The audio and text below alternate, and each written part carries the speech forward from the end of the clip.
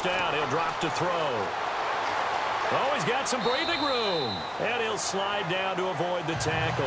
15 more there, and they're on a roll. It's another first down.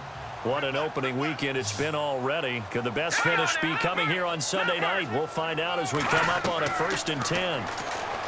He'll set up to throw. And no escaping this time as he'll go down. They got him for a sack.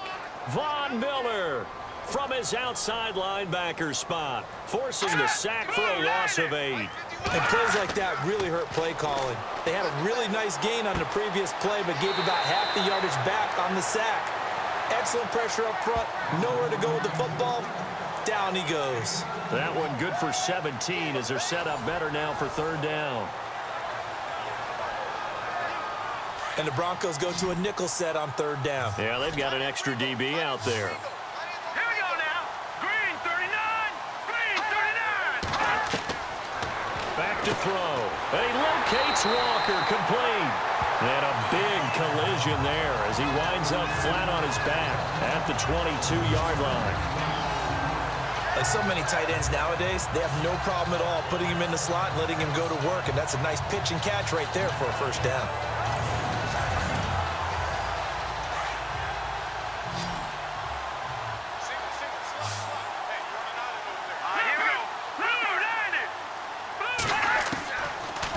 To throw now on 1st down. Got a man, and it's taken in for a Titans touchdown. Jonnu Smith, a 22-yard touchdown grab. And the Titans are an extra point away from tying this thing up. Yeah, he is a reliable target. They like to get him involved. They got him involved there for the score. And they should. He's a very good player. Remember, they can use him in certain positions, so many different spots, and he usually comes through for them. And now a critical extra point attempt here. And no sweat. He puts it through, and we are tied here in the 4th. So that winds up a 7-play drive all told. And it ends with a Tennessee score.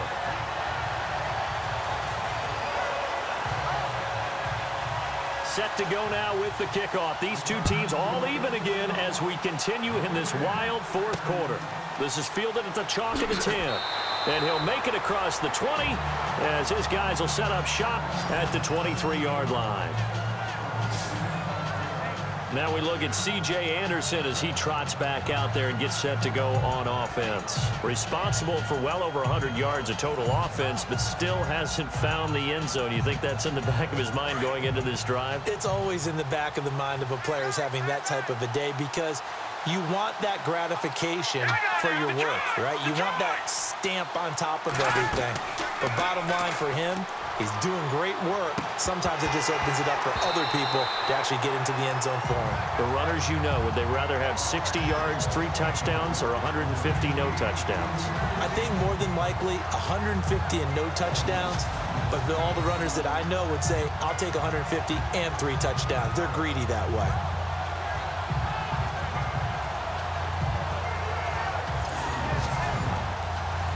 Ten yards still left on 2nd down.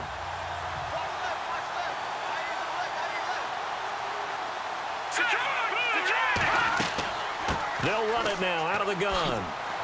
And he's going to get this one across the 30-yard line. That one going for a gain of 11 and a Bronco first down. Oh, that's one to warm the hearts of all those old-school football players, isn't it? Tough, hard, gritty run. Got behind his pads, bowled over a few people. Look at that one, right up the gut. Saw it through 3 quarters. No reason to lighten up now. And able to use his blockers to get this up over the 40. It's a 7-yard carry to set them up with a 2nd and 3. You know what really fires up offensive linemen? When the guy that is carrying the ball behind them can create his own space and break a tackle along the way. Off the play fake, he'll look to throw. Looking deep for Demarius. And both guys were there, but it falls incomplete. There's definitely contact there, but it's the 4th quarter of a kind of tight game, and sometimes the officials just say, let them play. Kind of like your mom used to with you and your brothers. Just take the broom to you and send you out to the backyard and tell you to settle it yourselves. I like that, yeah. There was contact. I don't know, like you said, enough to warrant the flag. It was close, though. As big of a play as we've had in this one so far. This is 3rd and 3. Here we go now. 3-19. 3-19. He'll drop to throw. Over the middle, Rodgers has it. And he's going to have a first down as he's brought down at the 44-yard line. Only 3 there on the pickup, but that's enough to move the chains. Partner, it's a lot of fun watching the NFL now, isn't it? Because when the big fella runs routes, it used to be when we were kids, he'd run about 3 different routes, and that was it. Now he can run anything and catch the balls we just saw there. Well, we had a number of good games in the afternoon sessions, but this Sunday nighter might top them all. So we come up here on 1st and 10. 3-19. Now a play fake here on 1st down. Got his man complete over the middle. That's Rodgers. And taking it across midfield and just shy of the 40. It'll be a pickup of 16 and a Bronco first down. When this offense can get their tight ends involved, they can move the football. Here, a nice route, able to look it in, and picks up the first down.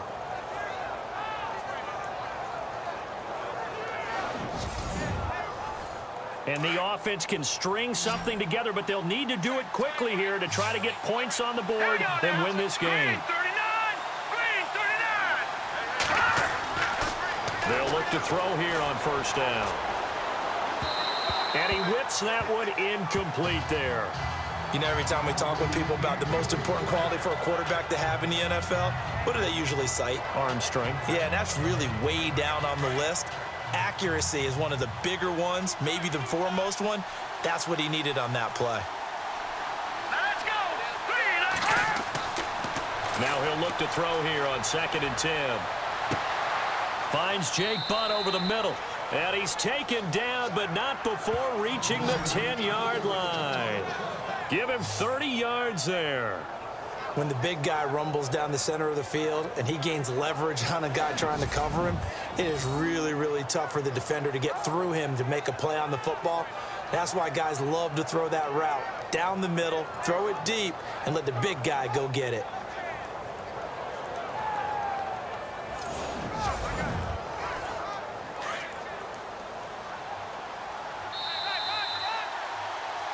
Time for a break. We'll come back and see how it all shakes out after this.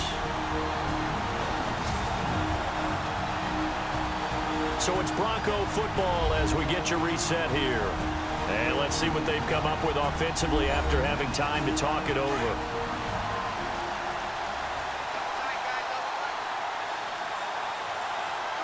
Let's go. They'll run. Anderson. And he's able to find some room as they get him down after a good run. A good pickup there, 7 yards, and it's going to be 2nd and goal now. But they picked up a little bit of yardage there, and now, in this situation, should be in no hurry to run a play really fast. Let the clock wind down. All right, here we go. 3-19. They'll run for it with Anderson. And this time the yards won't come so easy as they'll, in fact, tackle him behind the line. They'll lose a yard, and it brings up 3rd. Now, that was a terrific play. We're down here near the goal line, and only one word comes to mind for me, and that's overwhelmed, because they absolutely overwhelmed the offensive line. He came free and made the hit in the backfield. And the Titans going to signal for a timeout defensively. It's just their first. They've got 2 more to use here in the final stages.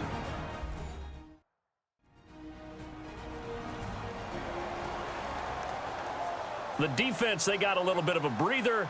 Now they're back and set as we resume play.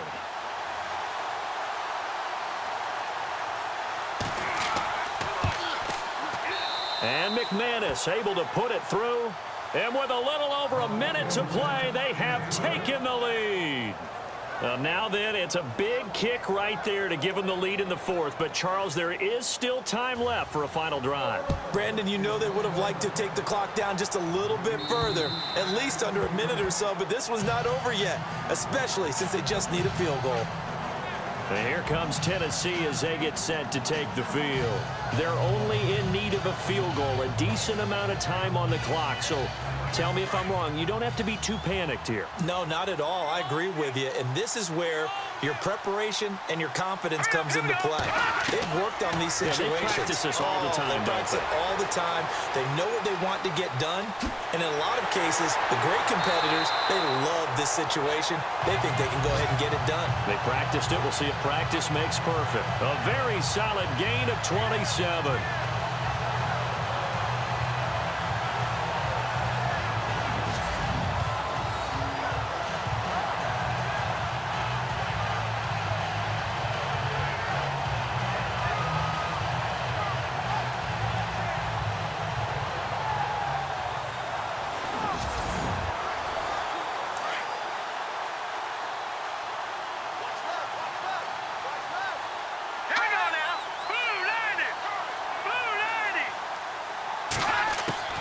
He's back to throw.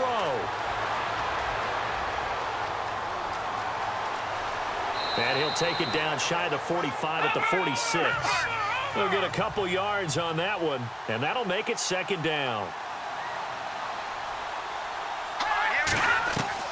Back to throw. And this would have been intercepted if he could have gotten the feet in. He didn't, so it's incomplete. Boy, that one really could have turned this thing upside down. So he's unable to complete it there, and just not the game that you would expect from him. He's been off the mark really start to finish. Yeah, it makes you wonder what exactly is going on. Is he a little bit dinged up here, or is he just off just by a bit? Maybe he can get it back in this situation. He'll need to. Call it a 1-yard gain on the play, and that'll bring up fourth down.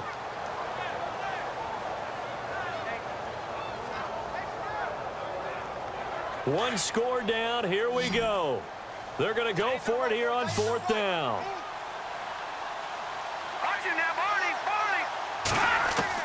Back to throw. Now a desperation throw deep downfield. Got a man. It's caught inside the 10. Touchdown, Titans. A big play there with time running out. And the Titans have taken the lead here in the fourth quarter. How many people are watching this one right here who gave up? Because that score, they might want to try and rush back into this stadium. Yeah, what looks like is going to be the game-deciding score, although a little bit of time left, so you can't count your chickens before they're hatched. Well, they better come back in here and watch this one, because you and I, we're not going anywhere. We want to see this one play out. Suck up for the extra point. And that will make this a 4-point game.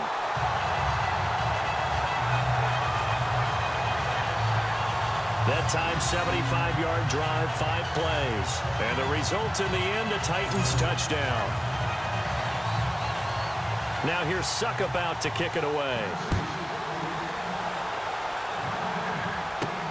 It's a short kick, taking it to 15. And they're going to wind up with pretty good starting field position as they get it up past the 35. And Denver getting set to take the field. One possession game. Time very much a factor. How does the offense handle this situation? Well, in a lot of cases, they should be somewhat relaxed. And I know that's counterintuitive because this is a pressure situation. But this is Friday practice every week of the season. You go over this situation, having to go downfield, limited timeouts, got to get out of bounds and keep the drive going and set yourself up. Defensively, you can't just lay back and let them do whatever they want. So it is a cat and mouse deal here. How much pressure will the defense bring, and how much pressure can the offense handle? We're going to find out. To the sideline, and that is a heck of a catch as he was able to get both feet in. Now the Broncos are going to call the first of their timeouts as they get it with 16 seconds remaining on the clock. They'll look to throw here. He's going to let it fly. That'll be incomplete with 9 seconds now showing on the clock. I remember Coach telling me a long time ago the difference between playing corner and safety in the NFL. Corner is like the Autobahn. Everybody just flying by, and these corners have been really busy in this game, although they got it done on the last play. On the last play, yes, but there have been some good numbers put up against them offensively. He'll look to throw. And this is incomplete with a clock showing just 3 seconds left. They had to go for it with such little time remaining,